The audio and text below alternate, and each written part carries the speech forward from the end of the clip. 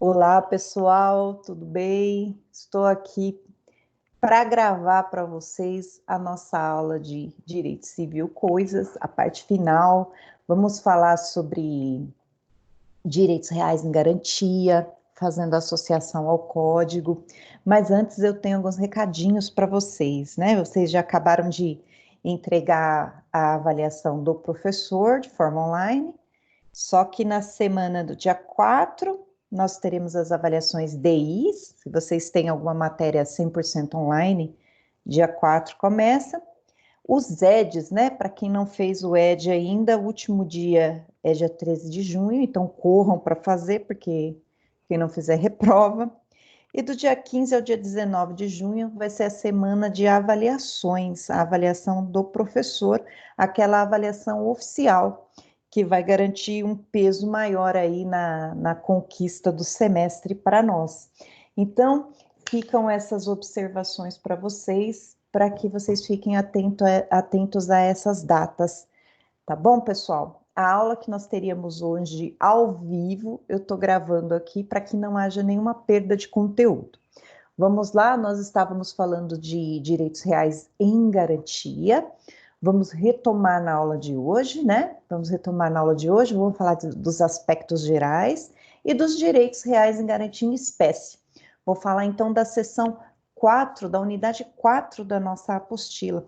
Vou compartilhar aqui a tela com vocês para o meu resuminho e já avisando a vocês que eu vou deixar esse resuminho lá no AVA para que vocês tenham acesso a ele.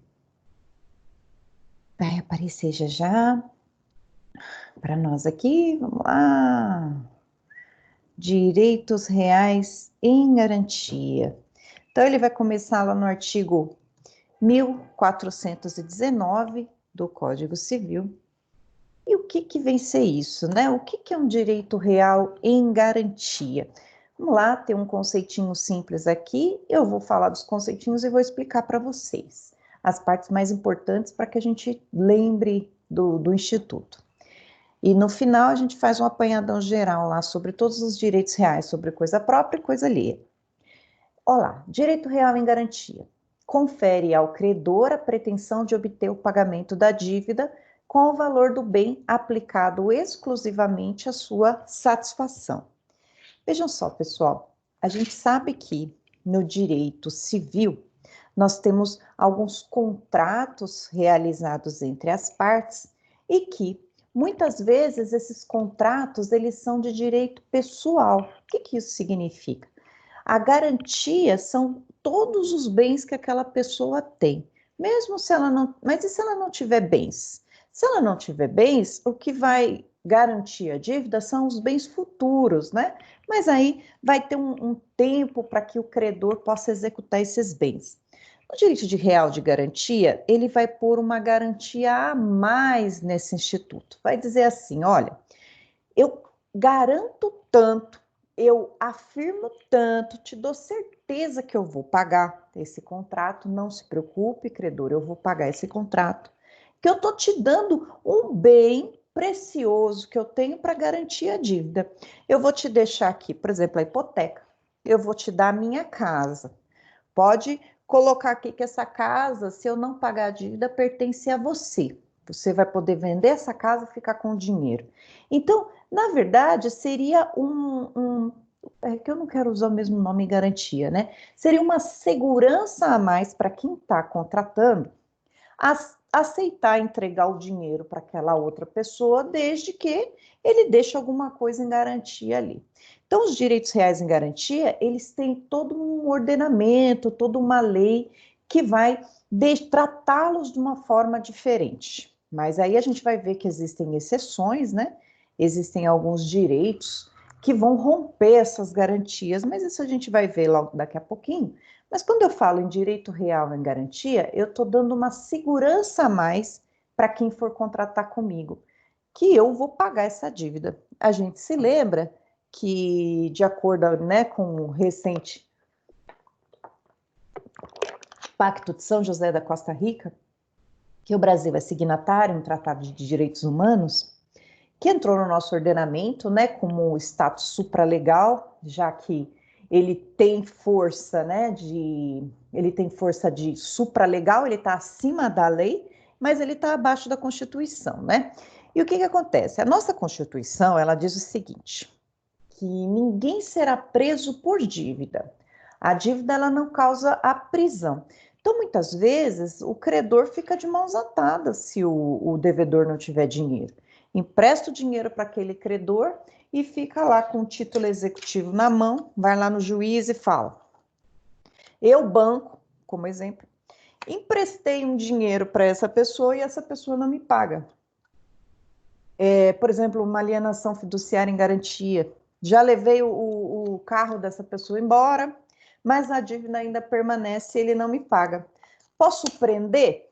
Até esse pacto de São José da Costa Rica, poderia prender, porque tinha duas exceções na Constituição que dizia que era possível prender alguém por dívida, né? A primeira exceção era o devedor inexcusável de alimentos e o devedor, o fiel depositário. Só que o Pacto de São José da Costa Rica foi lá e falou: opa, o devedor inexcusável de alimentos, tudo bem, porque na balança nós estamos colocando aqui vida e patrimônio. Então, a vida é mais importante que o patrimônio. Agora, no fiel depositário, a gente não está tratando do direito à vida, então não vamos prender essas pessoas. Diante disso, não é possível prender ninguém por dívida. O banco não pode mais prender, qualquer tipo de credor, né, que a gente já vem logo a figura do banco, não pode prender ninguém por dívida. O que pode fazer é executar o patrimônio dessa pessoa. E se a pessoa não tiver nada, não executa, né? Não executa, não recebe, né? Fica lá com a ver navios com uma sentença judicial na mão, né? A pessoa que é insolvente, que não consegue pagar, não vai ser presa por isso, se ela não tiver patrimônio. Enfim, diante disso... Opa, peraí que apareceu um...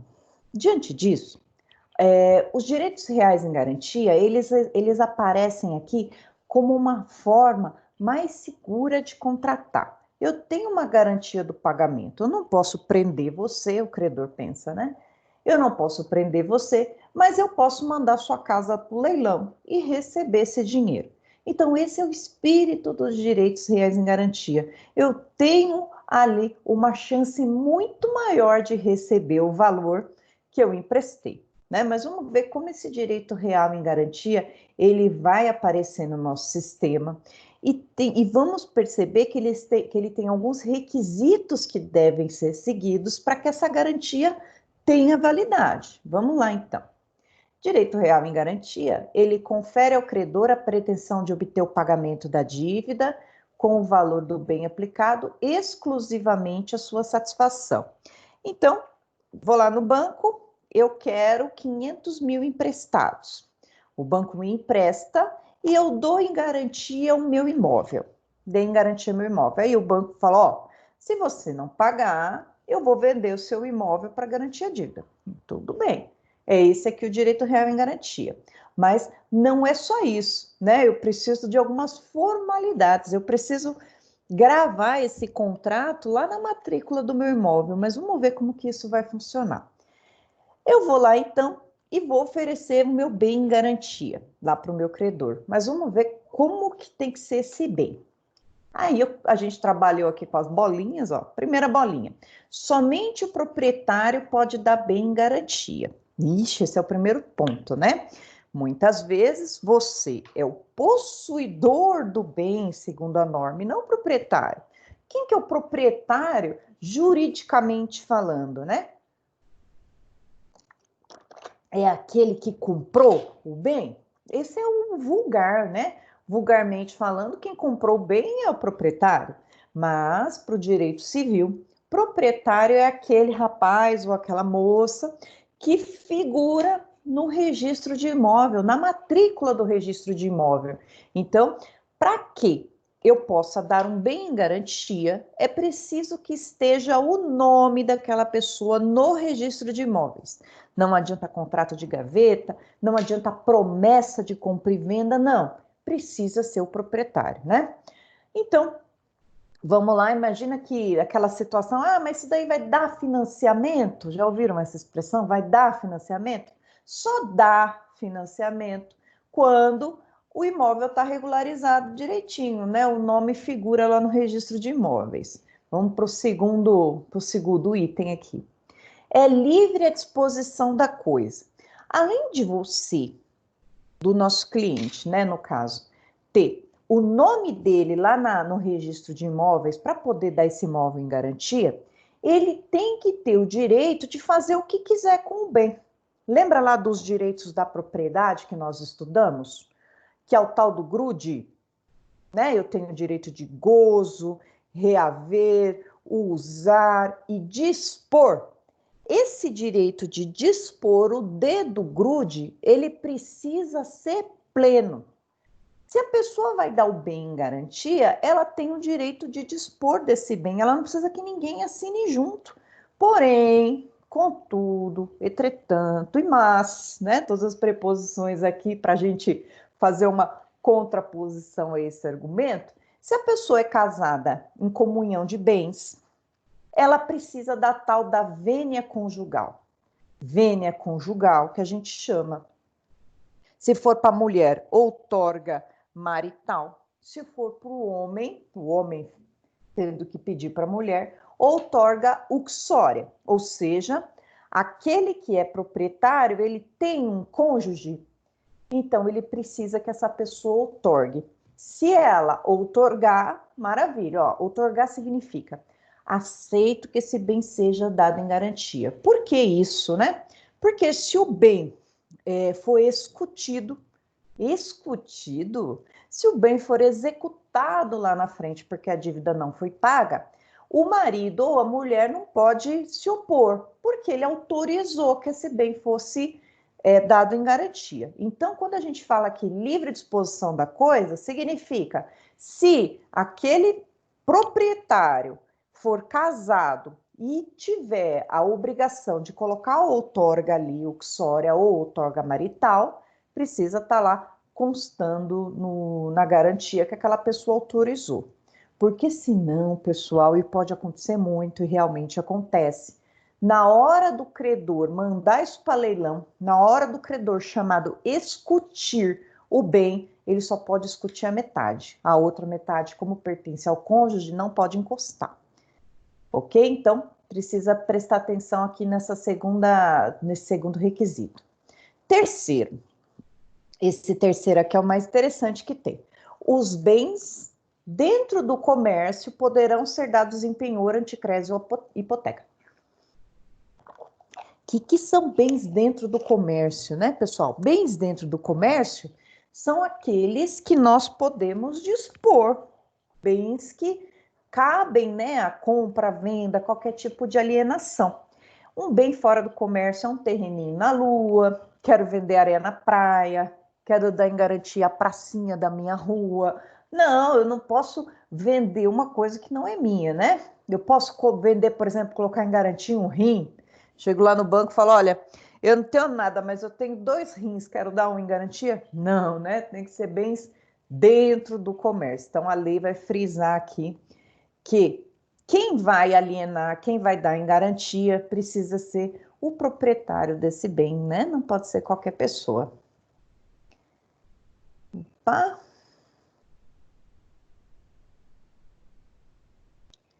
Então, continuando aqui com a nossa... Aqui, agora, a gente ainda está falando do geral, né? A gente não entrou nas espécies. Geral. Como que vai funcionar, então, esse contrato para que ele tenha validade perante terceiros? Um terceiro que esteja disposto a comprar o imóvel, né? Para ele, como que ele faz para saber se esse imóvel foi dado em garantia ou não? Já que a gente vai aprender que bens, mesmo dado em garantia, eles podem ser vendidos, mas quem comprar tem que saber que aquele bem está em garantia, que aquele bem que está sendo vendido está fazendo garantia de alguma coisa. Então, ou quem for comprar já quita a garantia e fica com o bem para si, ou compra mais barato sabendo que tem aquela garantia. Vamos lá. O Código Civil impõe ainda a observância de formalidades que os contratos de penhor, anticrese e hipoteca, penhor, anticrese e hipoteca são os direitos reais em garantia em espécie. Tá? As espécies deles são essas aqui. Então, vamos reler, né? O Código Civil impõe a observância de formalidade que os contratos de direitos reais em garantia tenham eficácia perante terceiros, a qual é alcançada pela especialização e pela publicidade. Então, dois requisitos para que um terceiro de boa-fé que venha analisar aquela compra e venda já saiba que existe uma garantia real daquele bem. Para que isso aconteça, para que o terceiro que de boa-fé que vai lá comprar tenha ciência, precisa estar registrado.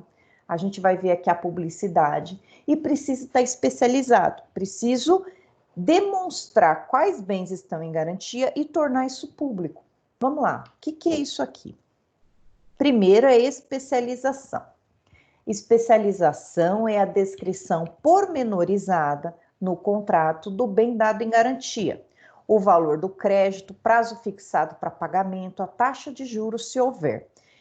Então, eu vou descrever lá no contrato, né? Primeiro eu vou descrever no contrato o que eu estou dando em garantia. Exemplo, estou dando o meu imóvel para receber um crédito mais barato que o imóvel. O imóvel vale 500 mil, eu quero receber 100 mil. E eu estou receber 100 mil em empréstimo. E eu estou dando o imóvel em garantia.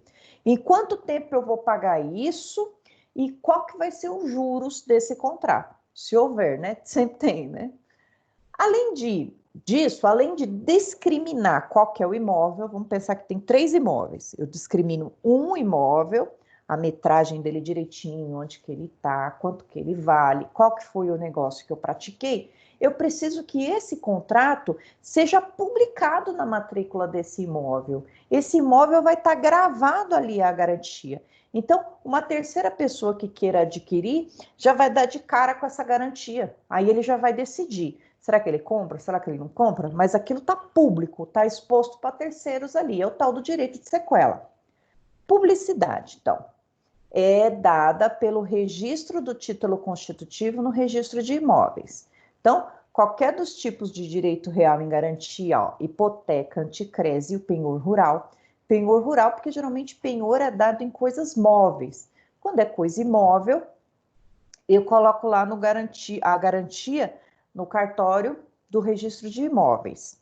E essa publicidade aqui, quando for coisa móvel como penhor, vai ser lá no cartório de título de documentos. O importante é dar publicidade para esse contrato, já que aquelas pessoas, em regra, no direito real em garantia, o bem dado em garantia permanece com o devedor, fica lá com o devedor. Mas o credor precisa ter uma segurança de que ele não vai vender, daqui a pouco esse bem some. Então, eu especializo, digo qual que é o bem dado em garantia e também qual que é o valor da dívida e vou lá e, pum, coloco lá na matrícula do imóvel, coloco lá no automóvel, em qualquer lugar, para mostrar, ó, quem vier mexer aqui com esse bem já sabe que esse bem tem um gravame, tem uma garantia ali. E se, mesmo dando em garantia, não passar por essa formalidade aqui, o que acontece, né? Pode acontecer de pularem, esquecerem de registrar lá. E aí, um terceiro de boa-fé vai lá comprar o imóvel, não tem nada na matrícula e ele compra. Aí estoura aí uma garantia. Como que faz? Como que vai acontecer? Vamos lá, o que vai acontecer com o credor e o devedor? Tirando aquele terceiro de boa-fé da jogada. A ausência desses requisitos não acarreta a nulidade do contrato. O contrato continua firme, mas a eficácia não produz os efeitos próprios do direito real, que são, quais são os direitos próprios, né? Direito de sequela, direito de preferência, direito de ação real. Vai ter, então, olha só os efeitos do direito pessoal. Aquele credor que deu em garantia, mas não especializou e não publicou, ele vai perder o direito de ter aquele imóvel em primeiro lugar, se o devedor não pagar. ele vai entrar para a dívida comum. A dívida comum é dívida de direito pessoal. Executa todos os bens daquele devedor e uma hora ele vai conseguir receber se ele tiver bem. Porém, se ele tiver mais dívidas, esse devedor, o credor vai ter que entrar num concurso de credores para receber. No caso da garantia real, que é essa que nós estamos estudando, o credor ele tem um privilégio, porque aquele bem dado em garantia é dele. Ele que, em primeiro lugar, vai executar aquele bem, vai dizer assim, opa, vocês credores, não, eu tenho direito a esse imóvel, eu vou receber primeiro. Se ele não fizer essas formalidades, né, de registrar e especializar, especializo a dívida, significa, eu vou pegar essa dívida e vou colocar ela lá no registro de imóveis como garantia. Se ele não fizer isso, ele vai cair para a vala comum dos credores e vai ter que brigar com o restante dos credores para receber. Então, muito importante essa especialização da dívida aqui. Especialização e publicação da dívida. Vamos lá, então, né?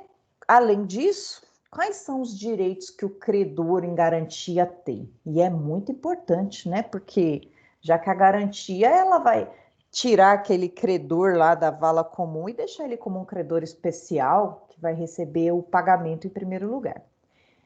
Criado o direito real em garantia, fui lá no cartório, especializei e registrei, fico bem afetado ao pagamento prioritário de determinada obrigação, porquanto o artigo 1422 do Código permite a separação deste bem do patrimônio do devedor. Destaco bem, né? Não vai servir se ele tiver que pagar a dívida, aquele lá já está reservado para a dívida de garantia real, ó que beleza. Além dessa prioridade, os direitos de garantia geram os seguintes efeitos. Vamos ver os outros efeitos do direito real em garantia. 1.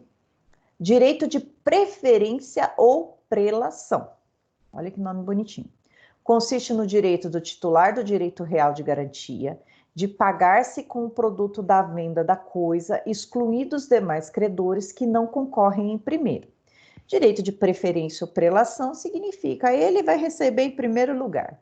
Não tem vez os outros credores com garantia pessoal. Direito de sequela. Trata-se da possibilidade de reclamar e perseguir a coisa onde e com quem ela estiver.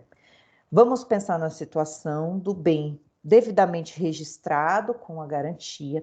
Ele é vendido. Tem uma casa hipotecada e essa casa é vendida. O credor hipotecário pode buscar essa casa onde quer que esteja, com quem quer que esteja. A casa fica no lugar, né? Mas ela pode mudar de proprietário? Pode. Porém, se aquele primeiro que garantiu a dívida não pagar, o credor vai lá no crédito da garantia e vai mandar vender, vai mandar para a asta judicial, vai executar, não importa com quem que ela esteja. Então, a importância dessa garantia estar registrada é justamente para quem for comprar, compra, mas sabendo que pode perder ali se o credor lá em primeiro lugar não pagar a dívida. O melhor nesses casos que a gente tem que fazer é orientar. Primeiro paga a dívida da hipoteca e o que sobrar você passa para o credor, né? Porque você passa para quem está te vendendo, é o melhor caminho.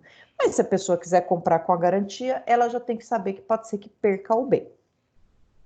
Direito de excussão. Trata-se da possibilidade de promover a venda em asta pública da coisa dada em garantia por meio do processo de execução judicial, proferida ao credor hipotecário e ao pignoratício.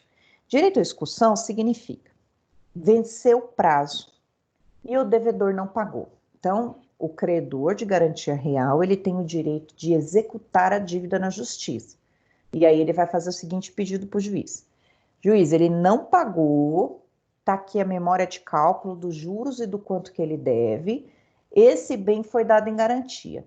Esse bem não pode ser transferido automaticamente para o credor. Ele precisa ser vendido em leilão público e o dinheiro do leilão é revertido para o credor. Esse aqui é o direito de discussão, é o direito de mandar esse bem para a asta pública. Então, vamos pensar num exemplo em que o imóvel valia R$500 mil e a dívida era de 1.000. Paguei ali 20 mil. Mas na hora de ir lá para leilão, o credor juntou um memorial de cálculo dizendo dos juros, da multa, enfim. Acabou que o meu contrato já estava em 1.500. 1.500 não, desculpa, 150 mil. Vendeu o imóvel por 500 mil, ele vai pegar esses 500 mil, vai pagar o credor e o restante devolve para o devedor, né? Já tira as custas do processo, tudo isso vai ser pago e o que sobrar devolve lá para o devedor. Mas geralmente, né? Geralmente não é isso que acontece. Geralmente, mesmo vendendo bem, esta pública ainda sobra um valor, tem um saldo de crédito ainda a ser pago, né? Aí, nesse caso, vai para a dívida pessoal, vai continua cobrando, tentando ver se essa pessoa tem bens, mas aquele bem dado em garantia já foi leiloado em asta pública, né? Vamos continuar aqui. Então, essa é a segunda, é a terceira, como é o nome disso? Os efeitos. Terceiro efeito. Quarto efeito, quarto e último. Indivisibilidade. Está lá no artigo 1421, estabelece que o pagamento parcial da dívida não acarreta a liberação da garantia na proporção do pagamento efetuado, ainda que esta compreenda vários bens, salvo se o contrário for convencionado. Aqui, quanto à indivisibilidade, o código está querendo dizer o seguinte: se você deu um bem em garantia, vamos pensar, um terreno de 1.000 metros. Se você der um terreno de 1.000 metros em garantia, esse terreno de 1.000 metros vai ficar garantido ao credor até que se pague toda a dívida.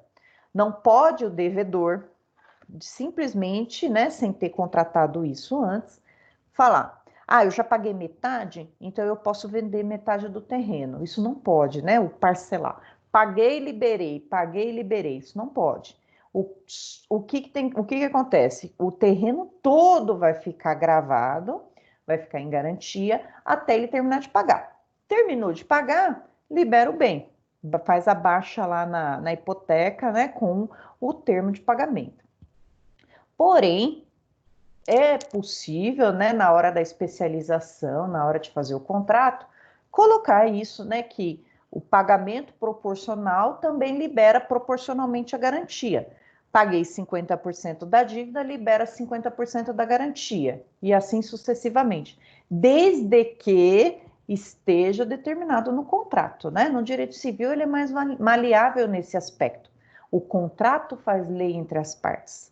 Pacta sunt servanda, desde que as partes sejam maiores e capazes, tenham condições de discutir as cláusulas contratuais, é possível sim que pactue de forma diferente com a lei, diferente da lei, desde que não a contrarie. Então a lei está falando assim, salvo se o contrário for convencionado, está querendo dizer, olha, pode ser convencionado de outra forma, mas a regra geral, se o contrato silenciar, é que o pagamento parcial não libera a dívida. Ótimo, vamos para os direitos reais em garantia em espécie. Vamos dar uma olhada em cada um deles. Nós temos o tal do penhor. Nós temos a hipoteca. Vamos ver que tem um monte de formas de penhor, hipoteca, anticrese e alienação fiduciária em garantia. Vamos ler um pouquinho sobre o penhor. Que raio de penhor que é esse? Penhor é o direito real que submete coisa móvel. Então, em regra, o penhor é de coisa móvel ao pagamento da dívida. Está lá no artigo 1431. Constitui-se o penhor pela transferência efetiva da posse, que, em garantia do débito ao credor ou a quem o represente, faz o devedor ou alguém por ele de uma coisa móvel suscetível de alienação. Olha só. Quero pegar um dinheiro emprestado, eu dou então uma coisa móvel em garantia. Pego o meu quadro da Mona Lisa e dou em garantia. Um anel de diamantes, dou em garantia. Tem que ser coisa móvel, porque eu vou transferir a posse dessa coisa móvel para o credor, né? Essa é a diferença aqui do penhor, né? O penhor que também a gente ouve muito falar é colocar no prego. Vou colocar no prego. Significa eu vou dar um bem móvel em garantia. Em regra, o bem tem que ser móvel. E aí, então, penhor é um direito real de garantia. Estou dando um bem móvel, a diferença aqui é que ele é móvel, para receber um dinheiro. Diferente de penhora. Eu tenho penhor, eu empenho. Penhora, penhor, não. No penhor, eu empenho, né? E eu também tenho a penhora judicial. A penhora é um ato do judiciário. Ele vai, então, cobrar uma dívida. Vamos lá, o credor entra com um pedido de cobrança. O devedor não paga por bem, e aí o juiz manda penhorar. Penhorar significa, eu vou lá reservar algum patrimônio que esteja no nome do devedor para quitar a dívida. Então, essa é a diferença de penhor e penhora. No penhor, o próprio devedor dá em garantia, e na penhora é o judiciário que vai lá, pode penhorar dinheiro, pode penhorar casa, pode penhorar bem imóvel. Aí é um ato do judiciário.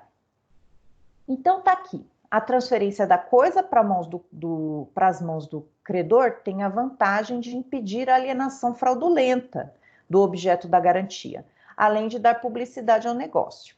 A publicidade é reforçada pelo registro do título do registro de títulos e documentos. Já falamos ali em cima, né? Se a penhora ela precisa ser registrada em registro público. Se for bem imóvel, lá no registro de títulos e documentos, se imóvel, como a gente vai ver no rural, lá no cartório de registro de imóveis. Eu transfiro, tô aqui meu colar de diamantes, fica aí com você, banco, até eu pagar a dívida, né? Garante que eu não vá vender para terceiros. A publicidade é reforçada, tá? Preciso reforçar. Para que tenha validade a constituição do penhor, é necessário que a coisa oferecida em garantia pertence ao próprio credor. Da mesma forma, né, que a gente viu nas qualidades gerais lá, precisa o bem ser seu. Tem lá a notinha fiscal que é seu. Vamos ver o que são os tipos de penhor.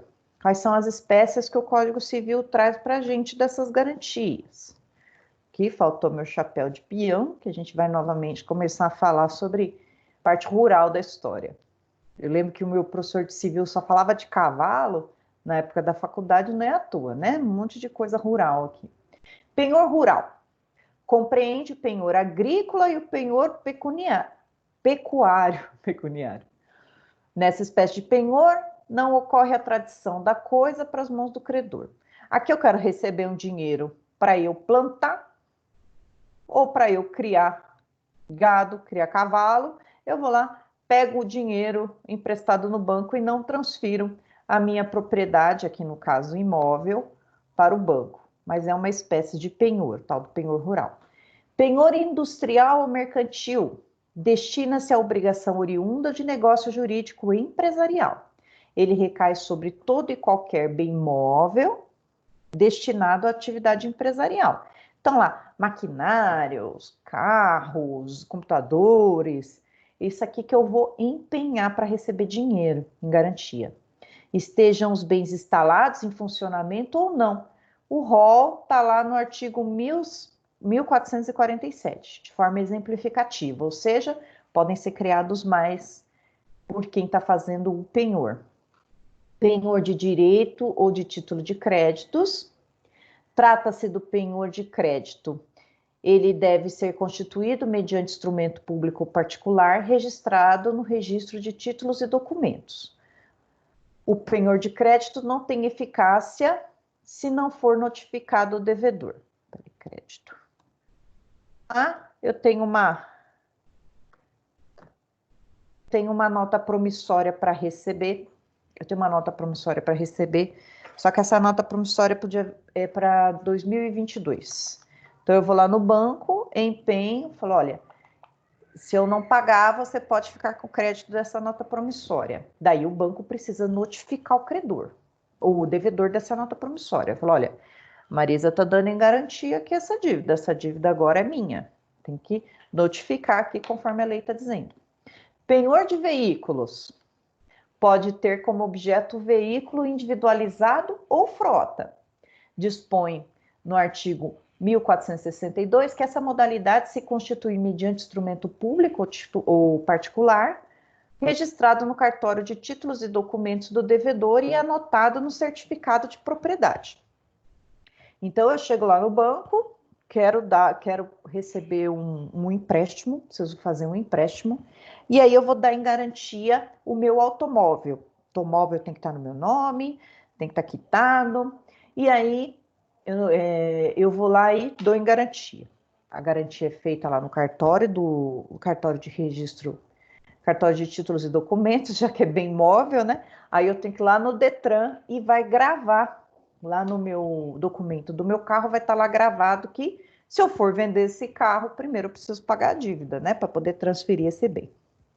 Penhor legal, esse aqui é legal de legal mesmo, né? Porque tá na lei, mas ele é muito interessante. Olha só o penhor legal. São hipóteses descritas na lei desta garantia e as pessoas indicadas no 1467. Olha só, eu tenho penhor legal dos hospedeiros ou fornecedores de pousada ou alimento, sobre bagagens, móveis, joias ou dinheiro que seus consumidores ou fregueses tiverem consigo, nas respectivas casas ou estabelecimentos, pelas despesas ou consumo que ali tiverem feito. O que está querendo dizer aqui? Se hospedou em algum lugar, comeu em algum lugar e você não pagou, a lei dá a garantia de ficar com seus pertences. As malas vão pertencer ali ao dono até que você pague. Esse é o penhor legal que está aqui no artigo 1467. Dono de prédio rústico urbano, os bens móveis ou render ou inquilino tiver guarnecido o mesmo prédio pelos aluguéis ou rendas. Aqui é interessante, né? Quando entra com uma ação de despejo, quando a gente entra com uma ação de despejo, e dá o juiz, então, a gente pede para que aquela pessoa seja despejada e dá um prazo para essa pessoa sair. Se a pessoa não saiu em determinado tempo, vai lá fazer o despejo, né? E o credor, né, o locador, ele vai ter que pegar aqueles móveis da pessoa e vai ter que colocar num guarda-móveis, ou ele paga para guardar esses móveis durante um tempo, ou ele guarda lá na casa dele. O que se pode fazer depois é converter esses móveis em garantia para que a dívida seja paga. Né? Então, tá falando aqui, ó, que tiver guarnecido o mesmo prédio pelos aluguéis e rendas. A pessoa, então, não pagou, eu vou lá e peço para que esses móveis sejam garantias do pagamento. Se não pagou, peço lá, venda em asta pública, e aí o dinheiro vai ser revertido para o pagamento da dívida. As principais hipóteses de extinção do penhor são elencadas no 1436, com a ocorrência do término da relação pignoratícia, relação de penhor, né? O credor deverá restituir o objeto.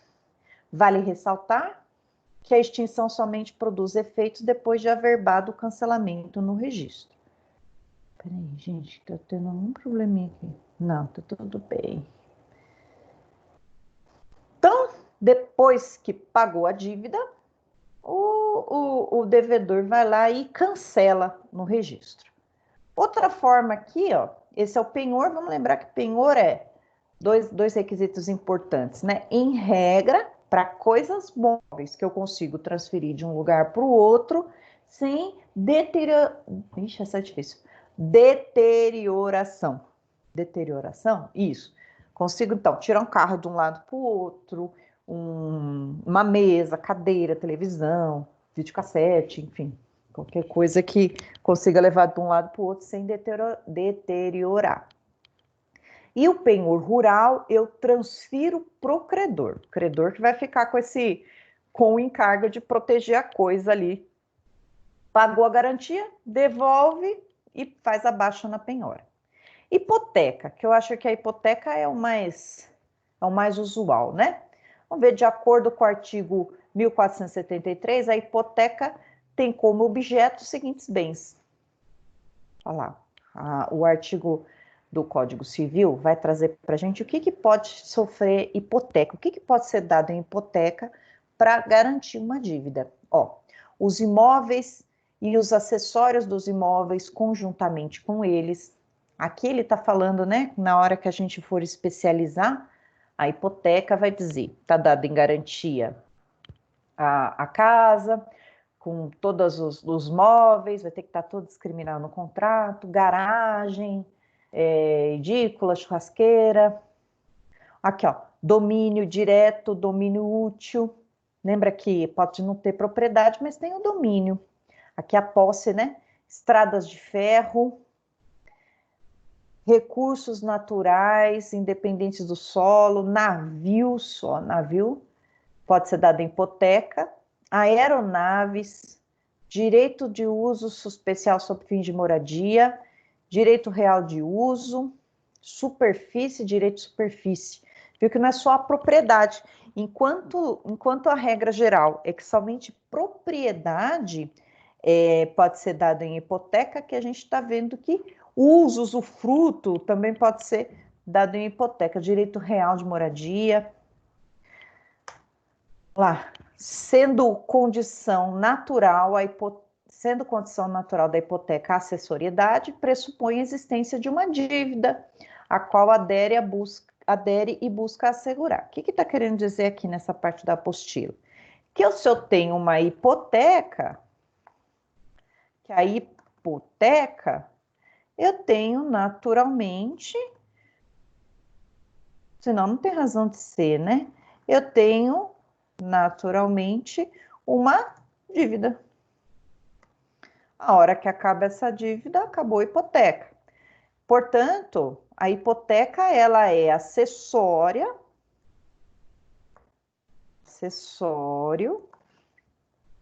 e a dívida ela é principal. A validade da hipoteca depende da observação do requisito concernente à forma de sua constituição.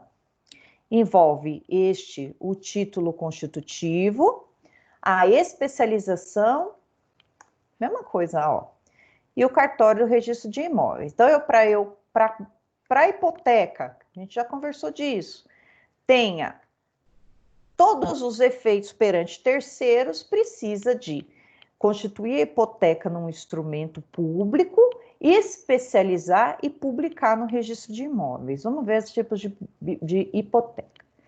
Hipoteca convencional. Convenção sempre é um acordo, né? Fui lá no banco, quero pegar um dinheiro emprestado, dou um bem em garantia.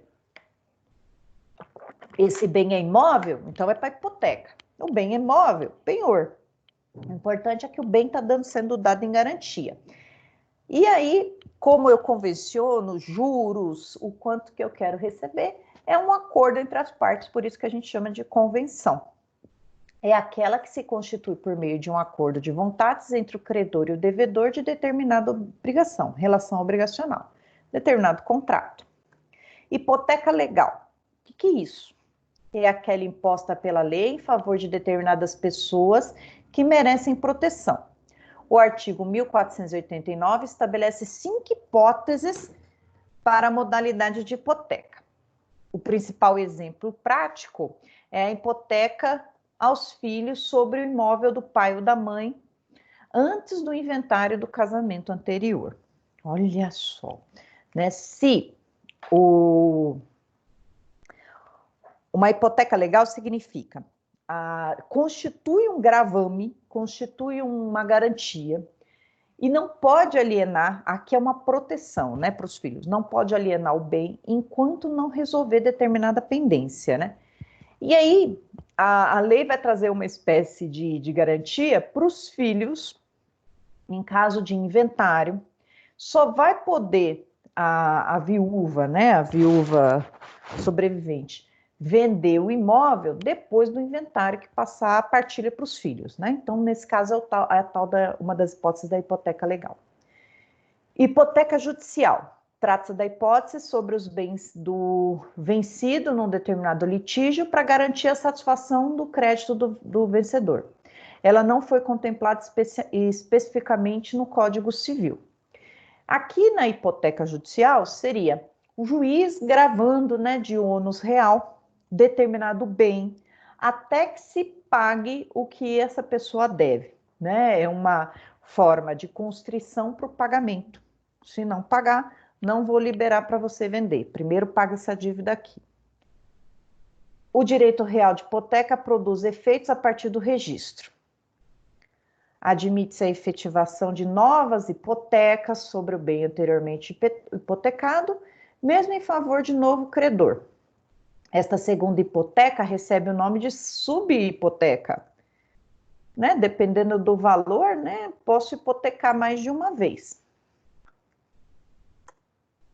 Uma vez constituída a hipoteca, o proprietário do imóvel sofre limitações no seu direito até a extinção do gravame ou a penhora do bem. Entende-se por remissão de hipoteca a liberação ou resgate do imóvel hipotecado. Imóvel hipotecado, mediante o pagamento do credor da dívida que visa garantir. Então, o que ele está querendo dizer aqui? Uma hipoteca, ela pode sofrer, um imóvel, ele pode sofrer mais de uma hipoteca. Um exemplo, peguei 100 mil emprestado, dei em hipoteca um imóvel que valia 500, né? Então, eu posso pegar outro empréstimo em um outro credor? Posso usar o mesmo bem? Pode, porque se esse vendedor, se esse credor quiser excutir o bem, mandar ele para leilão, o que sobrar volta para o credor, volta para o devedor. Então, pode ser usado no pagamento de uma outra dívida. O que vai dificultar aqui vai ser o segundo credor aceitar esse imóvel de garantia, porque a preferência na hipoteca é para os credores mais antigos, mas é possível sim hipotecar mais de uma vez o bem. E quando a gente fala em remissão de hipoteca, significa terminou de pagar ou o bem foi ao leilão, acaba a hipoteca porque a garantia foi executada. Por fim, pessoal, vamos falar bem rapidamente aqui desses últimos dois tipos de direito real em garantia. Olha só, temos a anticrese e temos a alienação fiduciária em garantia. Anticrese também é um direito real em garantia, mas ele é um pouquinho diferente, ó. O credor recebe a posse de coisa frutífera, ficando autorizado a receber os frutos e imputá-los no pagamento da dívida. Uma vez registrada, adere à coisa, acompanha em caso de transmissão inter vivos ou causa-mortes. Desse modo, o credor pode se opor ao direito do adquirente do imóvel dado em garantia. O que é um direito real de garantia denominado anticrese? A anticrese, esse nomezinho aqui diferente, significa eu vou dar em garantia um bem que gera frutos, e esses frutos farão o pagamento da dívida. Então, para garantir uma determinada dívida, eu vou lá para um amigo, uma amiga e falo assim, olha, me empresta 100 mil. Ah, não, você vai ficar em garantia, você vai ficar com um apartamento que eu tenho, e esse apartamento tem um aluguel, né? O aluguel dele está em R$ 2.000. Então, você fica um determinado tempo com esse apartamento e o dinheiro do aluguel que viria para mim vai para você. Você aceita? Sim, isso aqui é uma anticrese. Os frutos desse apartamento, que é o aluguel, fruto civil, o aluguel, vai lá para o devedor, para o credor anticrético. Da anticrese, o credor é anticrético. Ou eu tenho uma fazenda e a minha fazenda tem várias cabeças de boi. Eu sou Ana Maria Braga. A cada 6 meses eu vendo meu boi de corte. Então, o valor dessa venda desse boi de corte vai lá para o meu credor anticrético. Os frutos, então, que diferencia aqui do devedor da anticrese, significa que os frutos gerados, sendo eles naturais ou civis, os frutos gerados daquele bem vão servir ao pagamento da dívida. Simples, fácil, preciso registrar, preciso especializar, preciso publicar. Normal. A alienação fiduciária em garantia, ó, ela não está no Código Civil. Quem vai tratar ela, dessa lei aqui, quem vai tratar desse tipo de alienação fiduciária vai ser essa leizinha aqui, ó. Lei 9514 de 97, que vai tratar desse direito real em garantia aqui, que não está no Código Civil.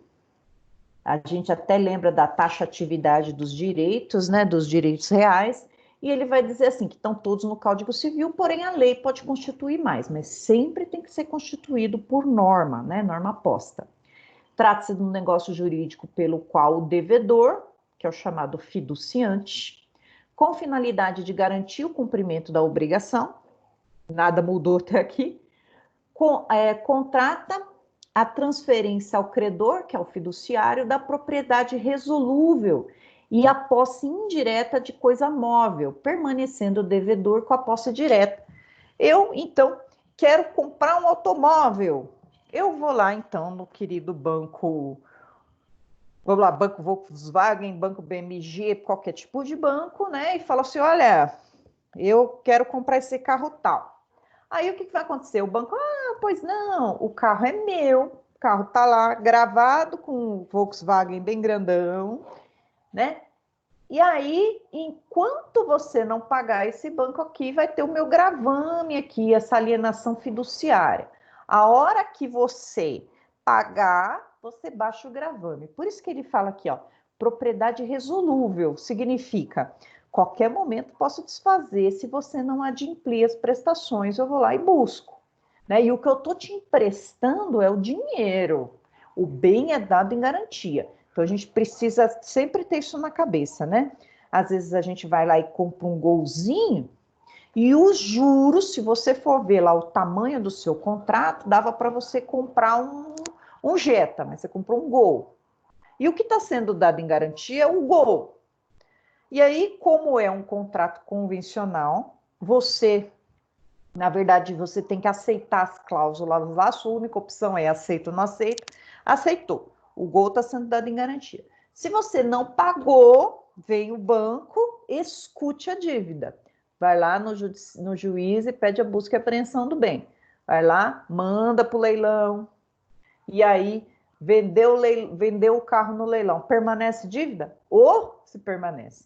E aí o banco vai tentar buscar dinheiro aqui de qualquer maneira, porque o Gol não pagou a dívida, o Gol garantiu a dívida. Se o banco aceitou ali, ele sabia que ele podia ir buscar lá para os meios dele, mas a dívida continua. Por isso que a gente fala de resolúvel. E depois que acabou, quitou, o credor, o devedor vai lá no Detran e pede a baixa do gravame. Aí ele pode vender do jeito que ele quiser. Aqui essa tal de alienação fiduciária em garantia. Vamos dar uma olhadinha aqui nessa leizinha aqui. Deixa eu compartilhar aqui então.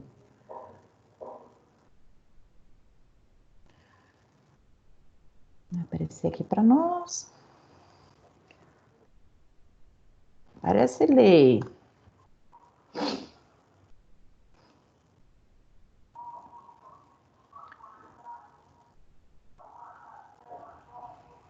Sempre tem que dar uma olhada se você está no site do Planalto, tá, pessoal? Que daí a lei já vem com todas as atualizações. Eu sou uma que dificilmente uso o Vadimeco em papel, porque a gente sabe que toda hora desatualiza. Olha lá. Dispõe sobre o sistema financeiro mobiliário de bens móveis, institui alienação fiduciária.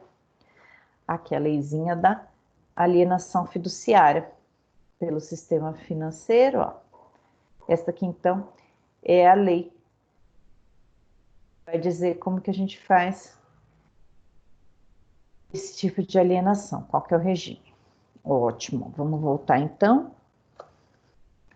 Mostrei aqui a lei para vocês, dei uma olhadinha. Vamos voltar aqui para nossa direito real em garantia, para a gente poder fazer a parte final aqui da nossa leitura. Nós falamos aqui, eu trouxe um quadro geral aqui para vocês. E nós falamos sobre os direitos reais, né? O direito real que pode ser dividido aqui, falamos sobre direitos reais sobre coisa própria, falamos sobre direitos reais sobre coisa alheia. Sobre a coisa própria, é a nossa querida propriedade, que tem os poderes inerentes à propriedade, né? Gozo, reaver, uso e disposição. Os direitos reais sobre a coisa alheia, que são divididos em três: direito de gozo e de fruição. Nós vamos ter todas essas subespécies aqui: superfície, servidão, uso, usufruto. Todos eles aqui eu dou um dos poderes da propriedade para outra pessoa. Aqui, nesse último caso, quando a gente fala sobre os direitos reais em garantia, eu tenho a propriedade de algum bem e eu dou a disposição, eu não posso vender. Então, meu direito de disposição foi entregue para um terceiro. Então, falamos de todos esses direitos aqui. Vou encerrando nossa aula, deixando aqui um grande beijo para todos vocês, pedindo desculpa por essa aula ser gravada, não ter interação ao vivo, mas já aviso vocês, vocês podem me mandar as perguntas que vocês tiverem, né? Fiquem à vontade, estudem, estudem sempre. Vou preparar uma prova para vocês, para a semana do dia. Eu até anotei aqui, que eu tô com memória de peixe. Para a semana do dia 15, na quinta-feira da semana do dia 15, vamos ver quando que é. Hoje é dia 28, né? Então tem 15 dias ainda, a gente vai se ver. Deixa eu colocar aqui. Dia 15. Então vai ser lá do dia 18, nossa provinha. Eu posso colocar até antes no sistema, se tiver antes, de qualquer maneira eu aviso vocês, tá? Não vou dar nada, nem 1 milímetro a mais do que eu tenha falado em aula. Então fiquem tranquilos, acompanhem a aula, acompanhem as lives, que vai dar tudo certo aqui para nós. Um beijão para vocês, fiquem todos em paz, se cuidem. Até mais, pessoal. Obrigada.